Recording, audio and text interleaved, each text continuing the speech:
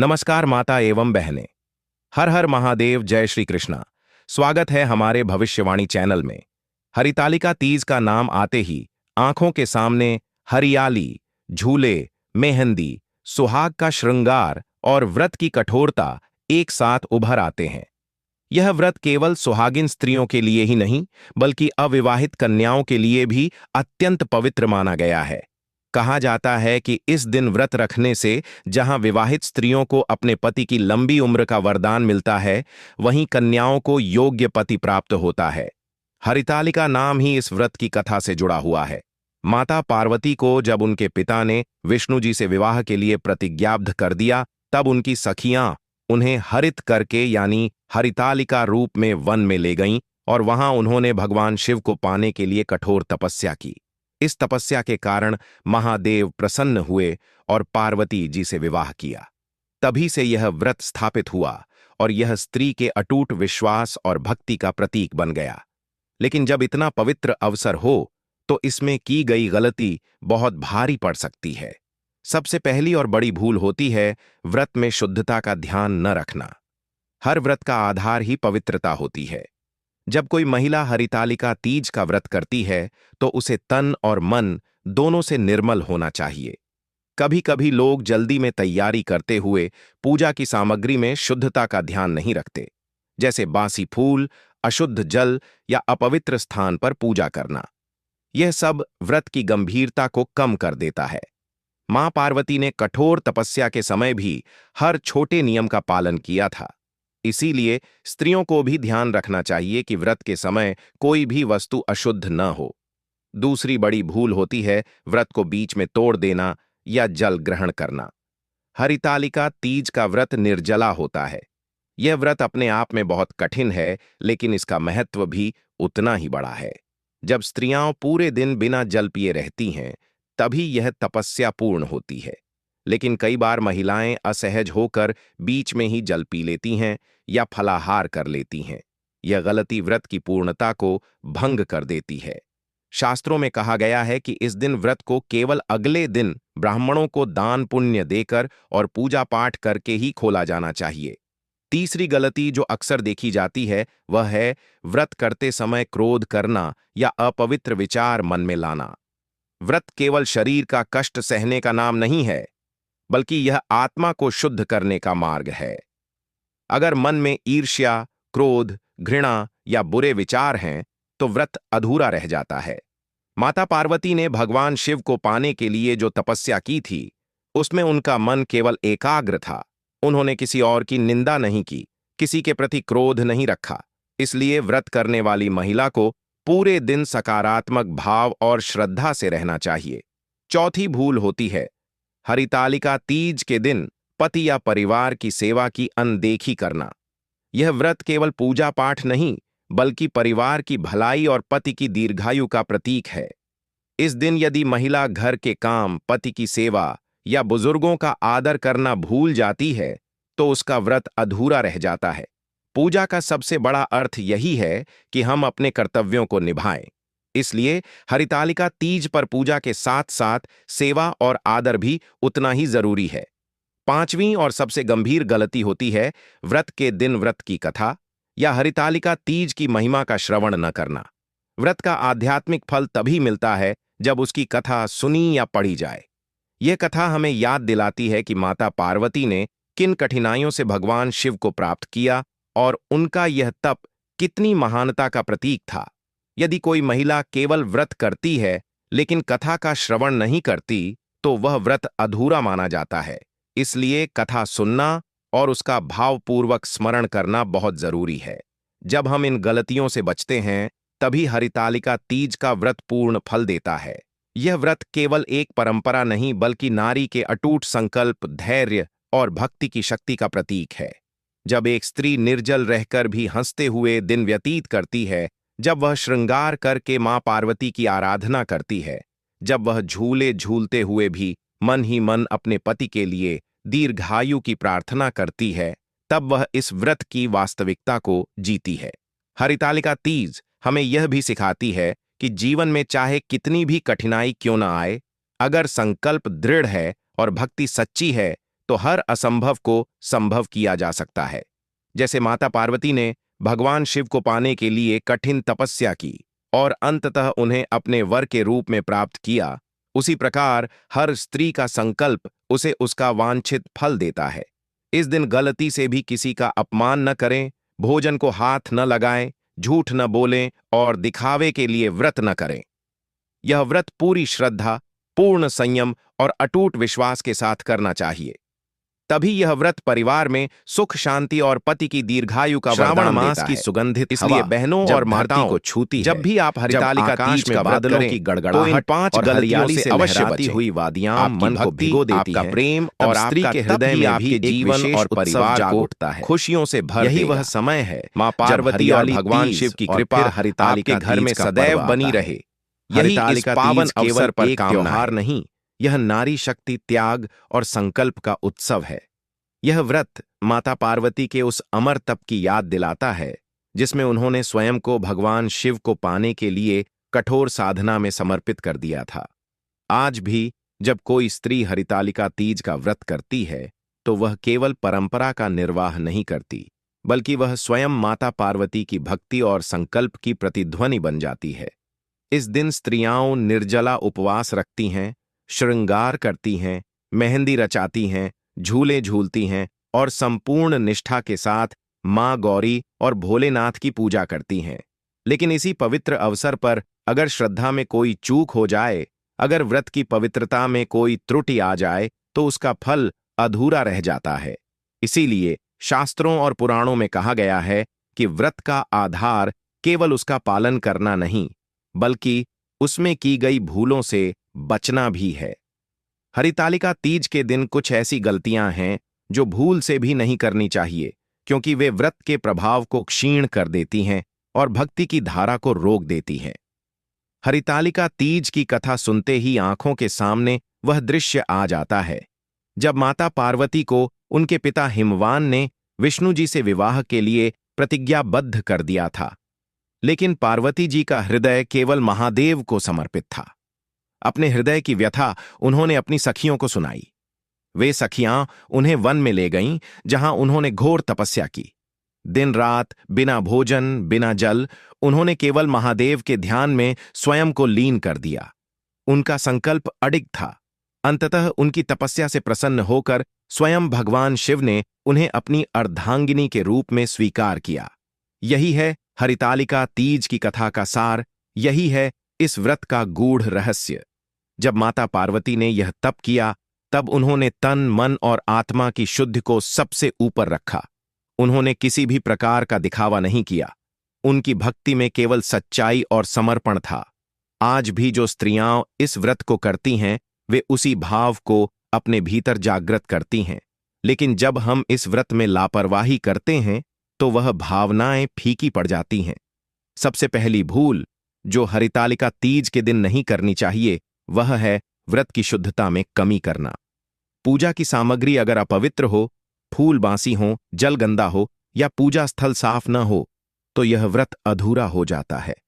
माता पार्वती ने अपनी तपस्या में हर नियम का पालन किया था। उन्होंने तपस्या का प्रत्येक क्षण शुद्धता और पवित्रता में बिताया। यदि हम उनके स्मरण में व्रत करते हैं, तो हमें भी उतनी ही सावधानी रखनी होगी। जल निर्मल होना चाहिए, फूल ताजे और सुगंधित होने चाहिए, पूजा का स्थान शुद्ध और पवित्र होना चाहिए। ये केवल बाहरी नियम नहीं, बल्कि हमारे भीतर की शुद्धता का भी प्रतीक है। जब हम मन को भी पवित्र रखते हैं, तभी व्रत का पूरा फल मिलता है। दूसरी गंभीर गलती होती है व्रत को अधूरा छोड़ देना। हरितालिका तीज का व्रत निर्जला होता है। यह इतना कठिन व्रत है कि स्त्रियां पूरे दिन बिना भोजन और बिना जल के रहती हैं। यह तपस्या केवल शरीर को कष्ट देने के लिए नहीं, बल्कि आत्मा को मजबूत बनाने के लिए होती है। जब कोई स्त्री पूरे दिन भूखी प्यासी रहकर भी भगवान शिव और माता पार्वती के ध्यान में मग्न रहती है, तब वह अपनी आत्मा को तपाकर शुद्ध करती है। लेकिन कई बार कमजोरी या असुविधा के कारण कुछ स्त्रियां बीच में ही जल पी लेती हैं या फलाहार कर लेती हैं। यह भूल व्रत की पूर्णता को तोड़ देती है। शास्त्रों में कहा गया है कि यह व्रत तभी पूर्ण होता है जब अगले दिन पूजा पाठ और दान पुण्य के साथ व्रत का समापन किया जाए। तीसरी गलती है व्रत के दिन क्रोध, ईर्ष्या या अपवित्र विचार रखना। व्रत केवल शरीर से भूखे प्यासे रहने का नाम नहीं है, यह मन को नियंत्रित करने का साधन भी है।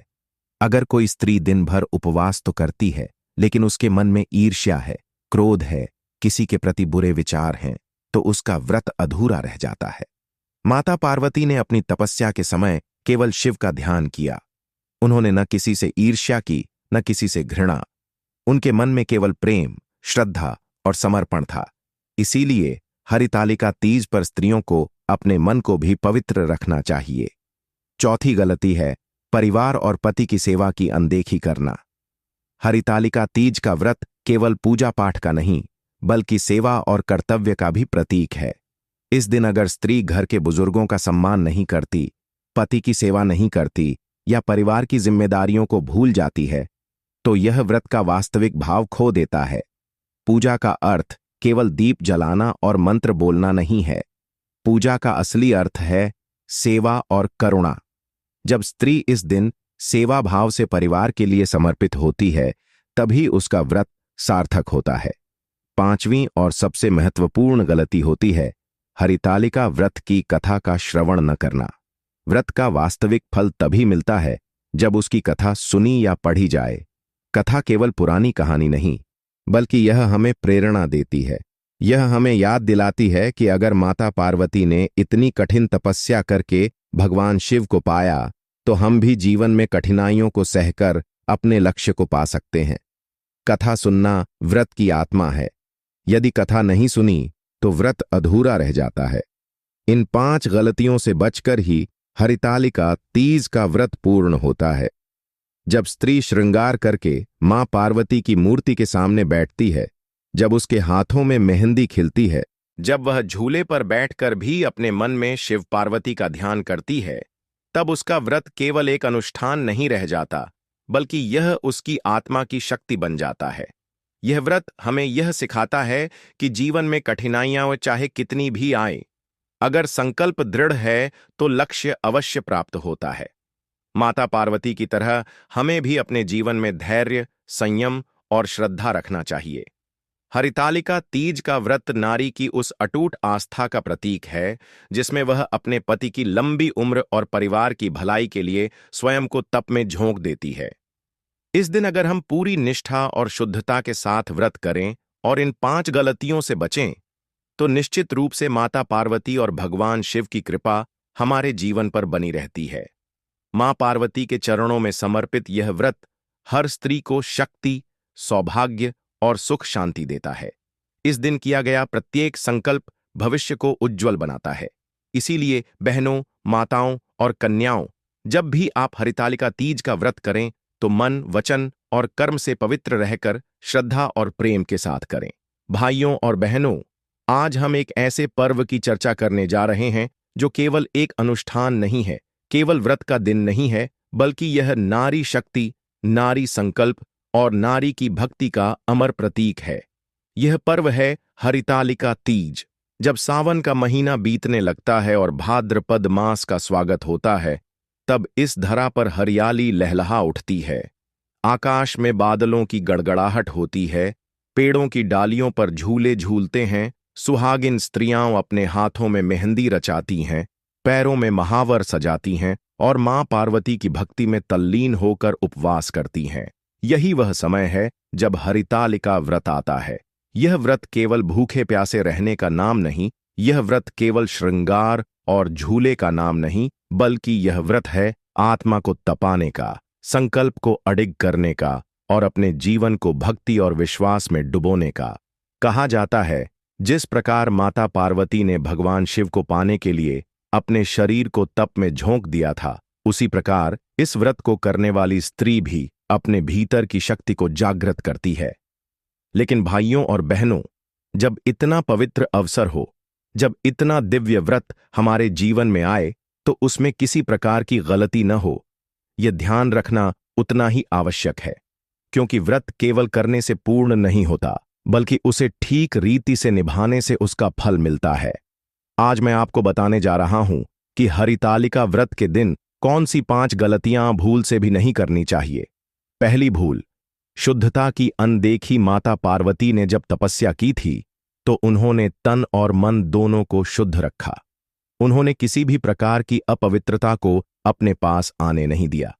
वे तपस्या के प्रत्येक क्षण को नियम और पवित्रता में बांध कर रखती थीं।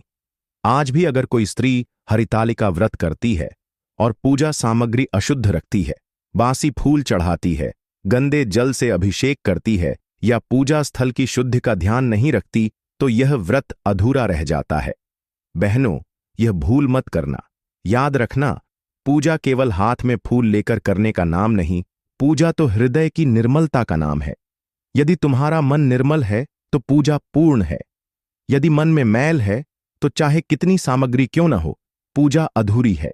दूसरी भूल, व्रत को बीच में तोड़ देना। हरितालिका तीज का व्रत निर्जला होता है। यह साधारण व्रत नहीं है। इसमें स्त्री पूरे दिन बिना जल और अन्न के रहती है। यह कठिन है, लेकिन इसी कठिनाई में इसकी महिमा है।